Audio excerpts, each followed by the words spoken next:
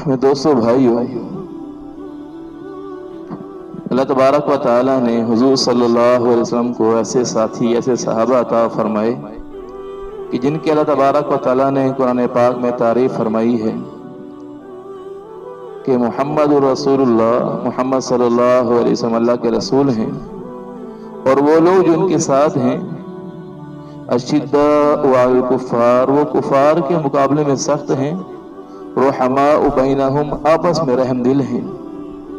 یعنی ایمان والوں کے بارے میں رحم دل ہیں، کفار کے مقابلے میں سخت ہیں۔ اور اے مخاطب، تراہم رکعا سجدا، تو دیکھے گا ان کو کہ وہ کبھی رکوع میں ہیں، کبھی سجدوں میں ہیں، اور ان کا مقصود کیا ہے؟ ان رکوع کرنے سے، سجدہ کرنے سے مقصد کیا ہے؟ یبتغون فضلا من اللہ ورضوانا، وہ اللہ تبارک و تعالیٰ کے فضل کو تلاش کرتے ہیں اور اللہ تبارک و تعالیٰ کی رضامندی کو تلاش کرتے ہیں۔ سیماہم فی وجوہہم من اثر السجود، اور ان کی علامت یہ ہے کہ ان کے چہروں پر سجدوں کے نشانات پڑے ہوتے ہیں، اللہ تبارک و تعالیٰ کے سامنے سجدہ کرتے کرتے سجدوں کے نشانات پڑ چکے ہیں۔ ذالک مثلہم فی التوراۃ ومثلہم فی الانجیل، یہ ان کی مثال اللہ تبارک و تعالیٰ نے تورات میں بھی بیان فرمائی ہے، اور یہ مثال اللہ تبارک و تعالیٰ نے انجیل میں بھی بیان فرمائی ہے۔ تو اللہ تبارک و تعالیٰ نے حضور صلی اللہ علیہ وسلم کو ایسے ساتھی عطا فرمائے تھے، ایسے جان نچھاور کرنے والے، اور ہر صحابی رتبے کے اعتبار سے ایک دوسرے سے بڑھ کے ہیں، یعنی جان نچھاور کرنے کے اندر، مال نچھاور کرنے کے اندر، قربانی کرنے کے اندر ایک سے بڑھ کر ایک ہے۔ انہی میں سے حضرت عمر رضی اللہ تعالیٰ عنہ بھی ہیں کہ جو اسلام تو یعنی باقی صحابہ، کئی صحابہ کے بعد ایمان لے کر آئے ہیں، روایات سے معلوم ہوتا ہے کہ 40ویں نمبر پر اسلام لے کر آ رہے ہیں، لیکن ایسا ایمان دل کے اندر اترا، اللہ تبارک و تعالیٰ کے احکامات پر اس درجہ چلنے والے، اللہ کے حبیب صلی اللہ علیہ وسلم کی سنت پر اتنا یعنی کاربند رہنے والے، حضور صلی اللہ علیہ وسلم سے ایسی محبت کرنے والے، اسلام کو پھیلانے میں اتنی کوشش کرنے والے کہ بڑھتے بڑھتے یعنی دوسرے نمبر پہ تشریف لا رہے ہیں۔ حضرت عمر رضی اللہ تعالیٰ عنہ، حضرت بکر صدیق رضی اللہ تعالیٰ عنہ کے بعد دوسرے نمبر پر آ جاتے ہیں، حتیٰ کہ اللہ کے نبی صلی اللہ علیہ وسلم ان کی محامد، ان کی تعریفوں کو بیان کرتے ہیں۔ کیا فرماتے ہیں کہ میرے بعد کوئی نبی ہوتا، لو کان بعدی نبی لکان عمر، میرے بعد کوئی نبی ہوتا تو عمر ہوتے۔ یہ ہے ایمان جو دلوں کے اندر اترا ہوا تھا حضرات صحابہ کرام رضی اللہ تعالیٰ عنہم اجمعین۔ اور دیکھیے اسلام کیسے لا رہے ہیں،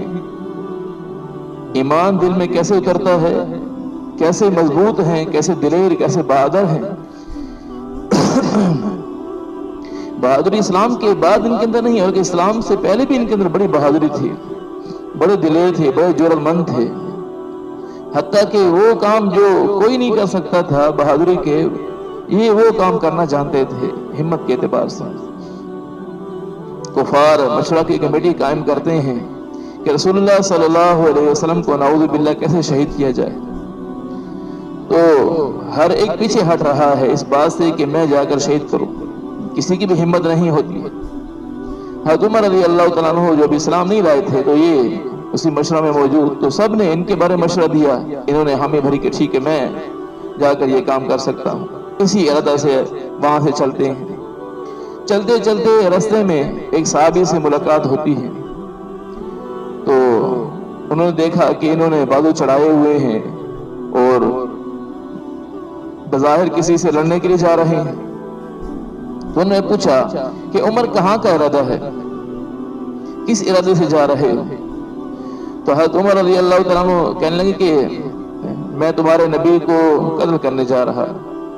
یہ کہا۔ تو انہوں نے آگے سے کہا کہ اچھا تم ان کو قتل کرنے کے لیے جا رہے ہو تو پہلے اپنے گھر کی فکر تو کرو، اپنے گھر والوں کے بارے میں تو سوچ لو، تو وہ تو پہلے اسلام لا چکے ہیں، پہلے اپنے گھر کی خبر تو لو۔ حضرت عمر رضی اللہ تعالیٰ عنہ ان سے لڑنے کے لیے تیار ہو رہے تھے، یعنی جب یہ بات کر رہے تھے، جب یہ بات سنی کہ میرے گھر کے اندر میری بہن اور بہنوئی وہ بھی مسلمان ہونا چاہتے ہیں، مسلمان ہو چکے ہیں، تو بڑے غصے سے بھر گئے، وہیں سے اپنی بہن کے گھر میں گئے۔ جیسے گھر میں داخل ہونے لگے تو جیسے محسوس انہیں ہوا کہ ہمارے گھر میں عمر داخل ہو رہے ہیں، تو حضرت خباب رضی اللہ تعالیٰ عنہ ان کی بہن اور ان کے بہنوئی کو قرآن پڑھا رہے تھے. تو جیسے ان کے بارے میں انہیں خبر ہوئی، حضرت خباب رضی اللہ تعالیٰ عنہ کو انہوں نے فوراً چھپا دیا. ایک جیسے گھر میں داخل ہوتے ہی اپنے بہنوئی کو مارنا شروع کر دیا. تو آگے سے حضرت عمر رضی اللہ تعالیٰ عنہ کی بہن وہ آگے بڑھی اپنے خاوند کو چھڑانے کے لیے. تو حضرت عمر رضی اللہ تعالیٰ عنہ نے اپنی بہن کو تھپڑ مارا، جس کی وجہ سے وہ دور جا گری، زخمی ہو گئے. تو انہوں نے کہا کہ وہ آگے عمر ہی کی بہن تھی، تو آگے سے کہنے کہ عمر ہمیں اس لیے مارا جاتا ہے کہ ہم اسلام لے آئے ہیں، اس لیے مارا جاتا ہے. اچھا ٹھیک ہے، تجھے جو ہو سکتا ہے کر لے، ہم تو اسلام لے کے آئے ہیں، ہم اسلام سے پھرنے والے نہیں. اب حضرت عمر رضی اللہ تعالیٰ عنہ اپنی بہن کو مار چکے تھے، جس کی وجہ سے وہ زخمی ہو چکی تھی، بہنوئی کو بھی مارا تھا، اب شرم سے بھی آ رہی تھی. تو کہا کہ دیکھا تو صحیفے پہ نظر پڑی جو جس میں قرآن پاک کی صورتیں لکھی ہوئی تھی. تو حضرت عمر رضی اللہ تعالیٰ کہنے کہ اچھا وہ مجھے دکھاؤ کیا لکھا ہے اس میں. تو انہوں نے فرمایا کہ نہیں، میں تو بغیر غسل دیے تمہیں دینے کے لیے تیار نہیں ہوں، پہلے غسل کرنا پڑے گا. حضرت عمر رضی اللہ تعالیٰ نے غسل کیا، پھر اس کے بعد جب پڑھنا شروع کیا، سورہ طٰہٰ کی آیات لکھی ہوئی تھی، جب پڑھنا شروع کیا تو کیفیت ہی بدل گئی، اور کہا کہ مجھے بھی حضور صلی اللہ علیہ وسلم کے پاس لے چلو. تو اندر سے حضرت خباب رضی اللہ تعالیٰ جو چھپے ہوئے تھے وہ باہر نکلے، اور انہوں نے آ کر کہا کہ عمر تمہیں بشارت ہو، اللہ کے نبی صلی اللہ علیہ وسلم کل رات کو اللہ تبارک و تعالیٰ سے دعا کر رہے تھے اور کہہ رہے تھے کہ یا اللہ عمر ابن ہشام یعنی ابو جہل اس میں سے اور عمر خطاب ان دونوں میں سے کسی ایک کو اسلام کی دولت سے سرفراز فرما کر اسلام کو شان و شوکت عطا فرما، لگتا ہے وہ دعا تمہارے حق میں قبول ہوگی. حضرت عمر رضی اللہ تعالیٰ عنہ جب اسلام لائے ہیں، ان سے 3 دن پہلے حضرت امیر حمزہ رضی اللہ تعالیٰ عنہ اسلام لائے. تو دار بنی ارکم میں وہاں پر موجود تھے حضرات صاحب کرام، حضور صلی اللہ علیہ وسلم وہاں موجود تھے. تو جب ان کے آنے کی اطلاع پہنچی ان حضرات کو تو سارے صحابہ گھبرا گئے، ان کی بہادری بڑی مشہور تھی. جب انہیں بات معلوم ہوئی کہ یہ تشریف لا رہے ہیں تو وہ آگے سے حضرت امیر حمزہ رضی اللہ تعالیٰ عنہ کہنے لگے یا رسول اللہ آج عمر آ رہی ہیں، لگتا ہے ان کا ارادہ صحیح نہیں ہے، ان کی مشورہ کمیٹیاں قائم ہو رہی تھیں، لگتا ہے ان کا ارادہ صحیح نہیں ہے، تو لہذا میں ان سے مقابلہ کروں گا ان سے. جیسے وہ دروازہ بجا حضرت امیر حمزہ رضی اللہ تعالیٰ عنہ جانے لگے تو رسول اللہ صلی اللہ علیہ وسلم نے انہیں روک دیا کہ بیٹھے رہو، آج میں ان سے بات چیت کروں گا. جب وہ اندر داخل ہوئے حضور صلی اللہ علیہ وسلم آگے بڑھ کر آپ صلی اللہ علیہ وسلم نے انہیں دبایا، یعنی آگے مل کر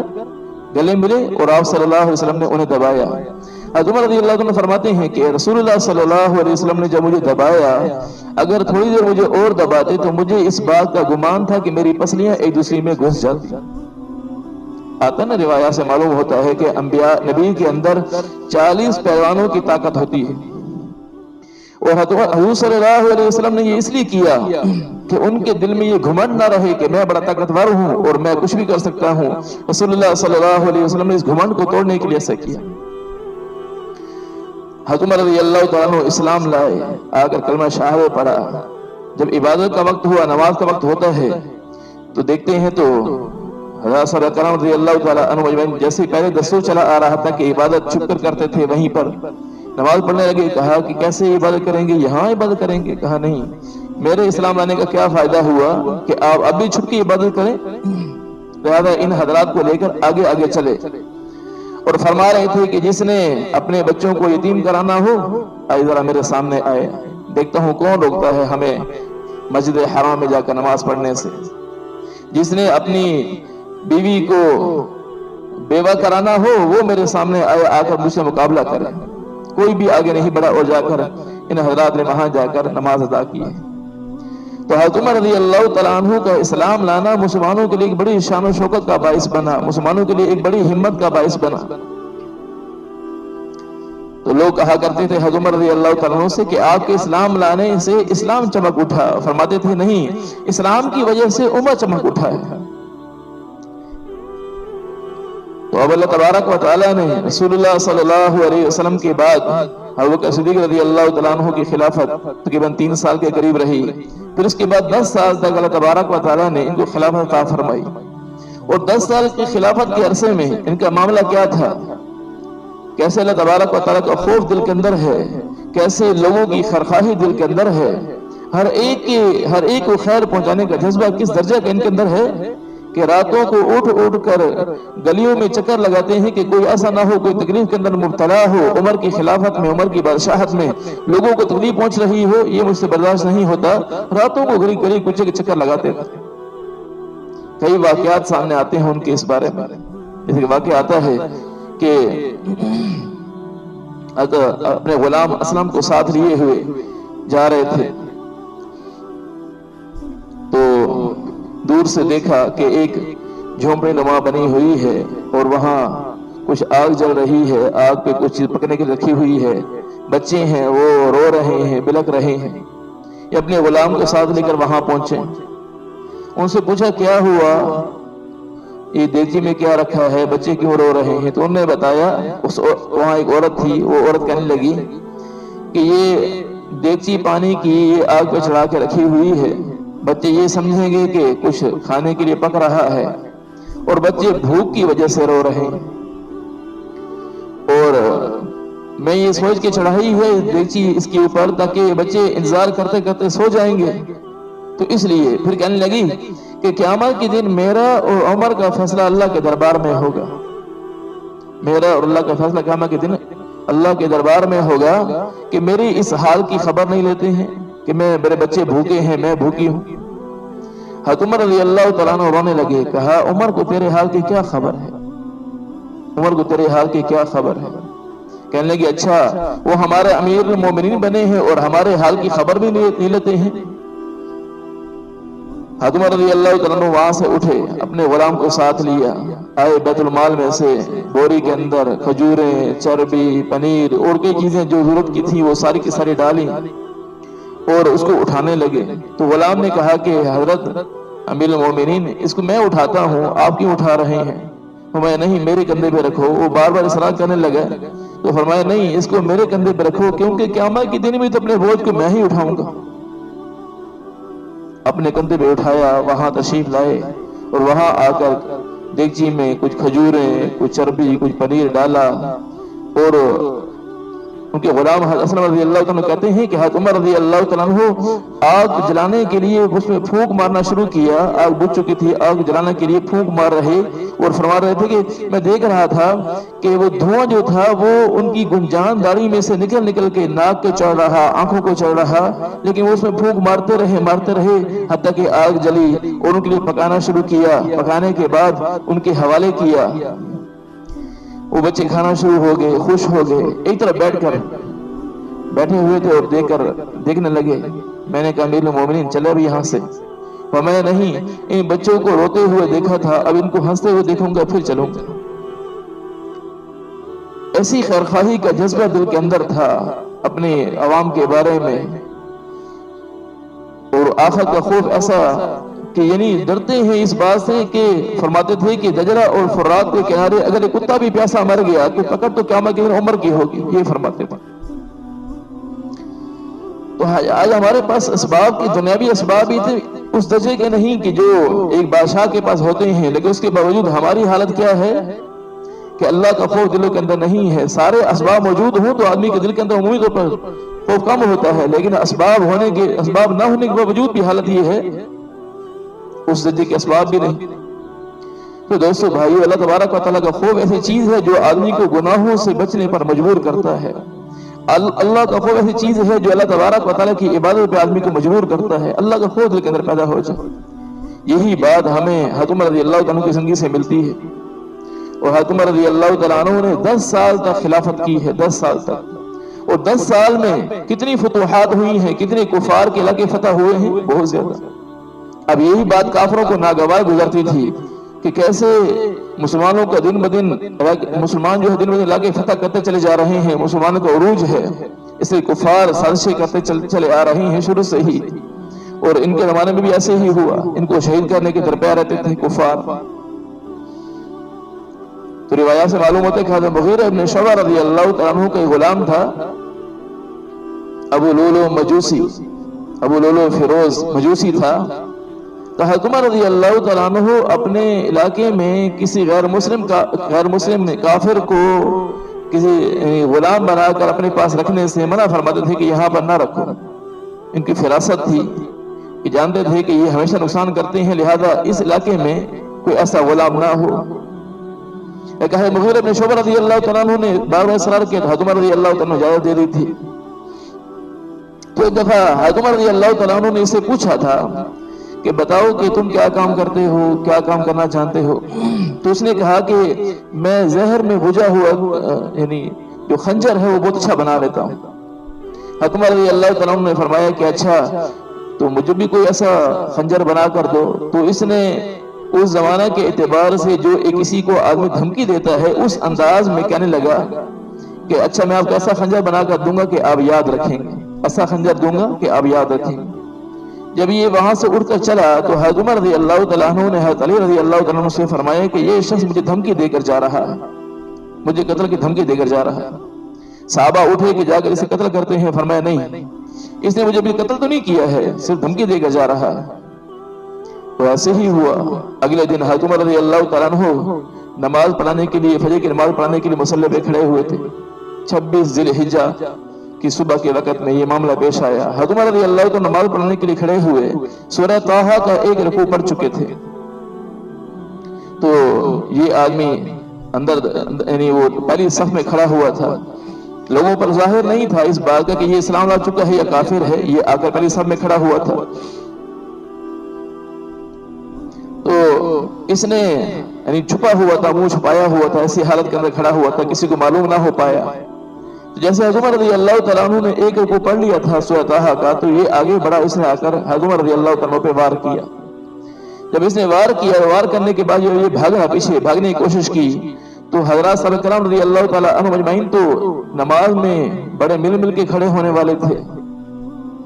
تو مل کے کھڑے ہوئے تھے اور ایسے جیسے کسی سے پلائی ہوئی دیوار ہوتی ہے اس طرح کھڑے ہوئے تھے۔ اسے نکلنے کی کوشش کی لیکن نکل نہیں سکتا تھا، تو اس نے 7 صحابہ کرام پر اس نے وار کیا، یعنی 7 صحابہ کو اس نے شہید کیا۔ پھر اس کے بعد جب دیکھا کہ میں نہیں نکل سکتا ہوں تو اپنے آپ کو خود ہی مار ڈالا، خودکشی کر لی۔ تو اس حالت میں اس بدبخت کی موت آئی۔ تو حضرت عمر رضی اللہ تعالیٰ عنہ کو 26 ذی الحجہ کو خنجر لگا ہے اور یکم محرم اور حرام کو ان کی شہادت ہوئی ہے۔ تو شہادت سے پہلے حضرت عمر رضی اللہ تعالیٰ عنہ نے حضرت عائشہ رضی اللہ تعالیٰ عنہ سے اجازت مانگی تھی کہ حضرت عبداللہ ابن عمر رضی اللہ تعالیٰ عنہما کو بھیجا کہ جا کر پتہ کر کے آئیں، ان سے اجازت لے کر آئیں کہ وہ ان کی اجازت ہوگی تو میں اپنے 2 ساتھیوں کے ساتھ دفن ہونے کی اجازت چاہتا ہوں۔ روضہ رسول جہاں حضور صلی اللہ علیہ وسلم کی قبر مبارک ہے، وہیں ان کی قبر اور حضرت بکر صدیق رضی اللہ عنہ قبر ہے، تو میری قبر بھی ساتھ بن جائے۔ اما عائشہ رضی اللہ تعالیٰ عنہ فرماتی ہیں کہ میرے دل میں یہ ارادہ تھا کہ وہ قبر جو ہے، جگہ جو ہے وہ میری قبر بنے۔ فرمایا کہ میں اپنے اوپر حضرت عمر کو ترجیح دیتی ہوں، اور انہوں نے اس بات کی اجازت دی۔ حضرت عمر رضی اللہ عنہ فرمایا کہ ہو سکتا ہے انہوں نے میرے شرم کی وجہ سے اجازت دی ہو، لہذا جب میرا انتقال ہو جائے تو مجھے لے جانا اور وہاں روضہ رسول کے سامنے لے جانا، اگر مجھے دوبارہ ان کی طرف سے اجازت ملے تو پھر مجھے دفن کرنا۔ تو ان کی شہادت کے بعد حضرت عائشہ رضی اللہ تعالیٰ عنہ سے پھر اجازت مانگی گئی، تو انہوں نے فرمایا کہ جیسے پہلے اجازت دی تھی اب بھی وہی اجازت ہے، لہذا ان کو دفن کرنے کی اجازت دی گئی۔ تو حضرت عائشہ رضی اللہ تعالیٰ عنہ فرمایا کرتی تھی کہ پہلے جب میں روضہ رسول پہ جاتی تھی تو میں وہاں جاتی تھی تو ایک میرے خامن تھے حضور صلی اللہ علیہ وسلم، اور دوسرے میرے والد حضرت بکر صدیق رضی اللہ تعالیٰ عنہ کی قبر تھی، تو میں وہاں جاتی تھی تو مجھے پردے کی ضرورت نہیں محسوس ہوتی تھی۔ لیکن اس کے بعد جب حضرت عمر رضی اللہ تعالیٰ عنہ کی وہاں قبر بنی ہے تو عمر کے حیا کی وجہ سے میں وہاں پردے کے ساتھ جایا کرتی تھی۔ تو حضرت عمر رضی اللہ تعالیٰ عنہ کو اللہ تبارک و تعالیٰ نے ایسی شان و شوکت عطا فرمائی تھی۔ تو حضرت عمر رضی اللہ تعالیٰ عنہ کی زندگی سے ہمیں سبق ملتا ہے کہ جیسے بھی حالات ہوں، پریشانی کے حالات ہوں، تنگی کے حالات ہوں، ہر حالت میں اللہ تبارک و تعالیٰ کے حکم پہ جم نہ آئے، اللہ کے رسول صلی اللہ علیہ وسلم کی سنت پہ جم نہ آئے، اور اللہ تبارک و تعالیٰ کا خوف دل کے اندر پیدا ہو جائے۔ اللہ تبارک و تعالیٰ کا خوف دل کے اندر ہماری پیدا ہو جائے، پوری امت کے دل میں پیدا ہو جائے، اللہ تبارک و تعالیٰ سے مانگنا پڑے گا۔ گناہوں سے بچنے سے اللہ تبارک و تعالیٰ کا خوف دل کے اندر پیدا ہوتا ہے۔ عبادات کا